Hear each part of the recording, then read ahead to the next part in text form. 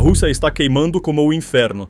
As artérias energéticas de Putin de Moscou aos Urais e à Sibéria estão sendo cortadas, explodindo e queimando uma a uma. Essas imagens foram tiradas na noite de 18 de novembro de um enorme gasoduto na região de Omsk. Parece uma explosão nuclear.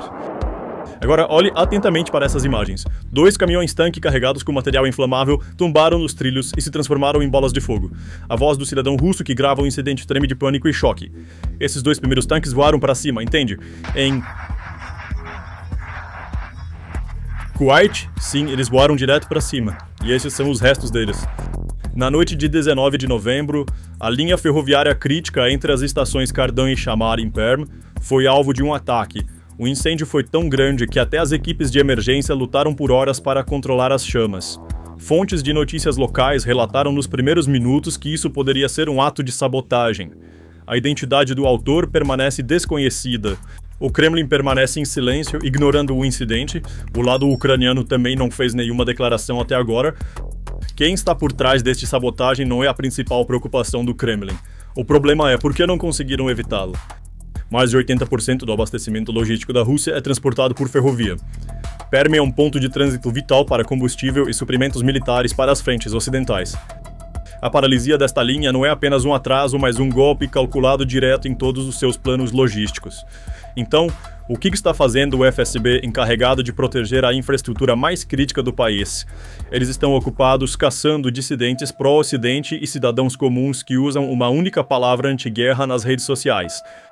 Por causa da propaganda, estão negligenciando a segurança real. É aqui que Putin está em apuros.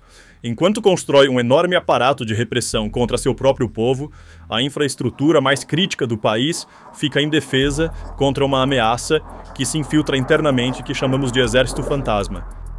Este exército fantasma pode ser grupos de sabotagem apoiados pela Ucrânia ou cidadãos russos que estão fartos da guerra de Putin e se infiltraram internamente. O resultado é o mesmo. O FSB não pode garantir a segurança interna do país. O sabotagem em Perm é o golpe final no já moribundo sistema de distribuição de energia da Rússia. A Ucrânia tem como alvo as refinarias de petróleo da Rússia há meses. 21 das 38 principais refinarias foram alvo, reduzindo significativamente a capacidade de processamento de petróleo.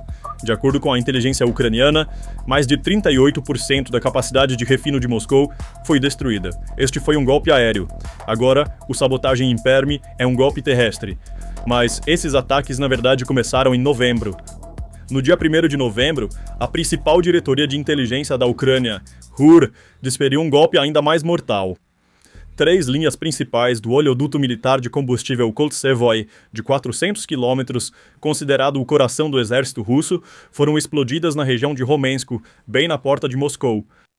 Este oleoduto fornecia querosene de aviação, diesel e gasolina não apenas para o mercado civil, mas também diretamente para o centro de testes de voo Zhukovsky, a base de transporte especial Tchaikovsky, o esquadrão de caças Kubinkov e o escudo de defesa aérea de Moscou. A destruição simultânea das 3 linhas desta artéria, com uma capacidade anual de 3 milhões de toneladas de combustível de aviação, destruiu o mito da fortaleza inexpugnável de Moscou da noite para o dia. Uma equipe de sabotagem terrestre cravou a adaga no coração da capital, a 30 a 40 quilômetros de distância. Nem a ferrovia em Perm, nem este oleoduto estratégico ao redor de Moscou estão mais seguros. O exército russo não tem escolha a não ser depender de estradas e ferrovias para entregar combustível às linhas de frente. Mas ambas as rotas são agora alvos abertos para drones ucranianos, partisãs e o exército fantasma. Enquanto um oleoduto transporta silenciosamente e a baixo custo milhões de litros de combustível por dia, transportar a mesma quantidade por caminhão é de 10 a 15 vezes mais caro e leva semanas. Um único acidente de sabotagem como o de Perm impede que o combustível chegue a toda a frente ocidental por dias. A perda do oleoduto Anel de Moscou impacta diretamente a força aérea. Os testes do Su-57 desaceleraram, os voos de treinamento de pilotos de elite diminuíram e as aeronaves de patrulha sobre a capital tiveram que economizar combustível. A população civil sentiu esse colapso imediatamente. Com 38% das refinarias já fora de operação, os canais de distribuição também foram cortados. Poços de gasolina realmente ficaram sem combustível. O limite de 20 litros na Crimeia, o mercado negro de Luhansk, o limite de 200 litros por caminhão da Rosneft, por trás de tudo isso está a mesma realidade. O combustível está saindo das refinarias, mas não pode ser transportado com segurança por oleoduto, trem ou caminhão. Motoristas de caminhão que costumavam percorrer centenas de quilômetros durante a noite agora têm que procurar um posto a cada 2 dias. As fábricas estão reduzindo turnos e as filas de pão estão se misturando com as filas de gasolina. Enquanto as pessoas esperam na fila com galões, os tanques russos na linha de frente também estão esperando por combustível, porque os mesmos caminhões-tanque, os mesmos trens, as mesmas filas serviam tanto o público quanto o exército. Isso não é mais apenas um atraso logístico, é uma paralisia sistêmica. Enquanto o exército russo lutava na linha de frente mais longa de sua história, com mais de 1.200 quilômetros, o reabastecimento de combustível não podia mais ser feito diariamente, mas apenas semanalmente. Um exército com tanques, mas sem combustível, é a pilha de sucata mais cara. Aviões estão no chão, tanques estão parados, trens estão em chamas. Até o oleoduto ao redor de Moscou explodiu, e o Kremlin não consegue mais abastecer nem as linhas de frente nem suas cidades. Este é o ponto de virada da guerra. A Ucrânia primeiro atingiu a produção, refinarias, depois a distribuição, oleodutos e ferrovias, agora está simultaneamente sufocando o consumo, as linhas de frente e as cidades. Isso torna impossível que mesmo o combustível restante chegue às linhas de frente ou aos centros das cidades. Enquanto as pessoas procuram gasolina em latas, o exército está racionando combustível de aviação. Os incêndios em Perm, as explosões perto de Moscou e as bombas vazias transmitem a mesma mensagem. As artérias logísticas da Rússia estão sendo cortadas uma a uma. O mercado interno de combustível da Rússia já estava em condição crítica. Desde o início do ano, os preços da gasolina atingiram recordes, subindo 49% para a I-95 e 42% para a I-92. Isso mostra o nível assustador de inflação descontrolada na Rússia. Além disso, esses aumentos de preços estão fazendo com que alguns postos de gasolina, incapazes de aumentar os preços devido às restrições antitruste do governo, fechem completamente. Um mercado negro surgiu em Luhansk ocupada, onde as autoridades locais estão vendendo gasolina a preços inflacionados. A maior empresa estatal de petróleo da Rússia, a Rosneft, anunciou que imporá um limite de 200 litros de diesel para caminhões em todos os postos de gasolina. Isso pode parecer um número insignificante. No entanto, para um caminhoneiro transportando mercadorias pela vasta geografia da Rússia, que abrange 11 fusos horários, esse limite era equivalente a uma sentença de morte. Enquanto um caminhão moderno de longa distância pode viajar aproximadamente 3.000 km com um tanque cheio, o limite de 200 litros significava que o caminhão só poderia cobrir 500 a 600 km. Isso significava que até mesmo a rota de 700 km de Moscou a São Petersburgo não poderia ser completada em uma única viagem. Esta decisão de 200 litros criou imediatamente um caos completo. Dezenas de milhares de motoristas de caminhão entraram em pânico e correram para outras estações, como a Gazprom, que não aplicava o limite e tinha tanques maiores. No entanto, a infraestrutura dessas estações não foi projetada para lidar com uma carga tão grande. Os tanques foram esvaziados em poucas horas. As estradas que levavam às estações ficaram completamente bloqueadas por filas de caminhões de quilômetros de extensão. Caminhões pararam, prateleiras esvaziaram, preços dispararam, fábricas fecharam e milhões de pessoas caíram na pobreza. Uma das regiões mais afetadas pela crise de combustível é a Crimeia. Aqui, as autoridades ocupantes impuseram limites de preços e restringiram as vendas de gasolina a 20 litros por cliente. Esta quantidade é inacessível para a grande maioria das pessoas que vivem com o salário mínimo. Filas de quilômetros se formaram nos postos de gasolina. As pessoas esperam por horas, às vezes até dias, sob o sol com latas enferrujadas nas mãos. No entanto, na maioria das vezes, encontram placas de sem combustível, antes de chegar à sua vez, e são obrigadas a voltar para casa com raiva e desespero. Pessoas incapazes de encontrar combustível começaram a roubá-lo dos carros umas das outras por desespero. À noite, os tanques dos carros estacionados eram esvaziados. Nas redes sociais, as pessoas alertavam umas às outras para trancar seus tanques. Era essa a segurança que Putin prometeu, ou um ambiente anárquico onde as pessoas temiam seus vizinhos? Além disso, mesmo aqueles que encontraram combustível reclamaram. A qualidade do combustível no mercado havia se deteriorado tanto que as pessoas reclamavam de combustível com cheiro de tinta e de seus motores quebrando. Enquanto o público ouvia a televisão estatal dizendo que tudo estava maravilhoso, eles se deparavam com a realidade de não conseguir encher os tanques de seus próprios carros. Isso não é mais uma crise de consumo de luxo, mas uma crise de subsistência básica. O povo russo está pagando o custo da guerra, não apenas com perdas nas linhas de frente, mas também com tanques de combustível vazios em seus próprios carros.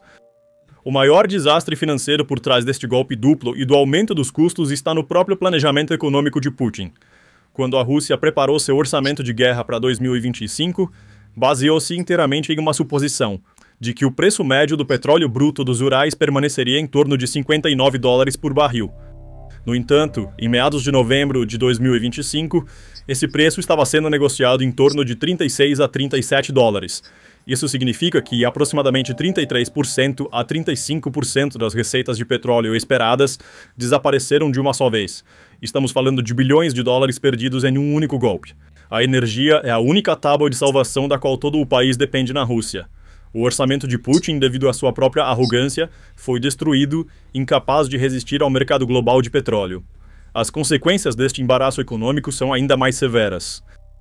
Apesar de ser um dos maiores exportadores de energia do mundo, a Rússia pode se tornar dependente de importações para atender 60% de suas necessidades de combustível até o final de 2025 devido aos ataques à Ucrânia e sabotagem interna. Ter que importar seu próprio combustível é um fiasco político e um embaraço econômico. Onde Putin encontrará esse combustível? Da China, do Cazaquistão? Esses países verão o desespero da Rússia e extrairão concessões comerciais e políticas. Putin está perdendo seu poder na mesa diplomática por causa da guerra que ele criou. O mercado de combustível instável da Rússia agora está afetando também seus vizinhos. Mesmo no Tajiquistão, devido à sua dependência da Rússia, há escassez de gasolina, diesel e gás liquefeito devido a interrupções no fornecimento e cadeias logísticas quebradas. Então, como a superpotência energética de Putin respondeu a esta situação?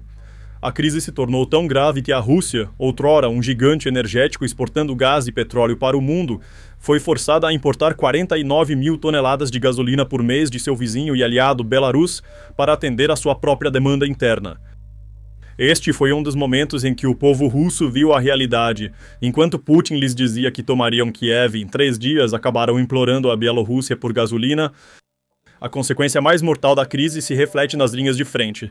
A análise do Moscow Times mostra que a Rússia está enfrentando o risco de uma escassez de combustível de aviação.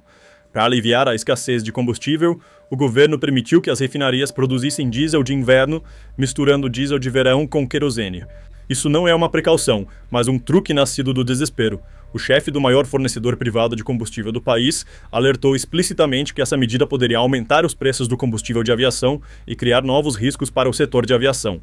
Isso significa que, no momento mais crítico da guerra, a Força Aérea Russa, que deve manter a superioridade aérea, está em risco devido à escassez de combustível. Se os tanques pararem na frente e os aviões não puderem decolar, todo o plano de guerra de Putin entrará em colapso devido a uma crise de combustível de aviação. No entanto, a realidade apresentada pela mídia do Kremlin é bem diferente. A Russian Gazette relatou com orgulho que os delegados estrangeiros ficaram impressionados com as incríveis capacidades do mais novo caça furtivo, o Su-57E, revelado no Dubai Air Show. O Komsomolskaya Pravda anunciou que a Rússia planeja construir uma extensa rede ferroviária de alta velocidade em todo o país. É como se o país estivesse passando por um boom econômico sem impacto da guerra, sanções ou estagnação. Esta é uma grande ironia. A Rússia aparece na mídia governamental como um país próspero, ambicioso e vitorioso. Mas quando você se afasta desse espetáculo governamental e olha para a realidade, todo o quadro muda. Enquanto o público assiste à fantasia de redes ferroviárias de alta velocidade na televisão, eles veem linhas ferroviárias paralisadas por vagões-tanque queimados. Até o círculo íntimo de Putin já não é indiferente ao que está acontecendo. German Gref, este nome não pertence a uma figura da oposição ou a um ativista. Ele é o diretor executivo do maior banco da Rússia, o Sberbank. Ele foi o ministro de Putin responsável pelas reformas econômicas, um tecnocrata criado pelo sistema, respeitado até pelo Ocidente. As palavras de Gref não são uma rebelião, mas um chamado de pânico feito por um administrador do sistema por medo. O estado atual da economia é insustentável. Então, o que levou Gref a ir tão longe? Foi o medo de perder. As elites de Putin resistiram à onda de choque inicial da guerra. Apesar do Ocidente ter apreendido alguns ativos, eles inicialmente acreditaram que o sistema se manteria. Mas agora, a declaração vazada de Gref mostra que essa crença foi destruída. Esses vazamentos, revelados por fontes como The Guardian e Medusa, mostram que Gref não apenas disse que o estado atual da economia é insustentável, mas também afirmou claramente que o impacto das sanções ocidentais agora atingiu proporções inegáveis. Isso é um claro voto de desconfiança em Putin. Normalmente, revelar tal verdade acabaria com a carreira de Gref ou até o levaria à prisão, mas Gref ainda está no cargo. Por quê? Porque isso é prova de que o poder de Putin já não é absoluto. Aliados tradicionais dentro do Kremlin agora temem mais o colapso do sistema do que temem Putin. Essas elites veem claramente que sua riqueza e o futuro da Rússia estão sendo consumidos pelo apetite insaciável de Putin pela guerra. O desabafo de Gref trouxe a crescente lacuna entre Putin e o povo para a própria mesa atrás das portas fechadas do Kremlin. Enquanto o povo luta com prateleiras vazias nos mercados, Gref diz a Putin: a economia de guerra está matando a economia civil. Esta é a maior prova indireta mostrando ao povo russo a verdade. Enquanto a mídia russa propaga que tudo está maravilhoso e que as sanções ocidentais são ineficazes, ouvir uma figura como Gref se opor a Putin é a maior rachadura na parede da propaganda. O povo russo está começando a pensar: então a situação é muito pior do que nos disseram. Esta é uma imagem marcante de como a inação e opressão de Putin revelam a verdade ao seu próprio povo. A ação de Gref colocou Putin em uma posição difícil, não apenas economicamente, mas também politicamente e moralmente. Por mais de 20 anos, Putin se apresentou como o único garantidor de estabilidade e prosperidade. Agora, no entanto, o maior pilar financeiro dessa estabilidade, o chefe do maior banco, está vindo a público e dizendo: estamos sendo levados a uma catástrofe além do nosso controle. O que isso significa? Mostra que os aliados mais confiáveis de Putin estão lutando diante das ações do Ocidente e, além disso, que esses aliados agora estão se voltando contra Putin. Eles não querem afundar com Putin em um navio que está afundando. Eles são os primeiros na fila para abandonar o navio, as elites mais inteligentes. A imagem que estamos mostrando hoje é clara. A Rússia está sob um ataque triplo, tanto de dentro quanto de fora. O Sabotagem Imperme mostrou a falha do sistema de segurança interna de Putin e quão impotente ele é contra o exército fantasma. As filas de combustível provam que Putin rasgou seu contrato de estabilidade com seu povo. O risco de escassez de combustível de aviação revelou que até mesmo a economia de guerra está se consumindo. Putin está tentando financiar a guerra extraindo dinheiro e recursos de seu próprio povo e até mesmo de seus apoiadores mais leais. Mas cada passo que ele dá apenas mostra que a Rússia está sendo arrastada para uma crise econômica e social descontrolada. As próprias ações de Putin estão mostrando a verdade ao seu povo. Não importa o quanto a televisão estatal minta, as etiquetas de preço no mercado, as bombas vazias nos postos de gasolina e os tanques queimando nos trilhos gritam a verdade. Se o Kremlin não encontrar uma saída para este inferno econômico que criou, não serão as falhas militares, mas a raiva do próprio povo e suas panelas vazias que acabarão com o governo de Putin. Então, o que você acha disso? Por favor, compartilhe seus pensamentos nos comentários. Para ficar atualizado sobre novos vídeos, inscreva-se no nosso canal e não se esqueça de ativar as notificações. Obrigado por nos escolher. Obrigado por nos escolher. Obrigado por nos escolher.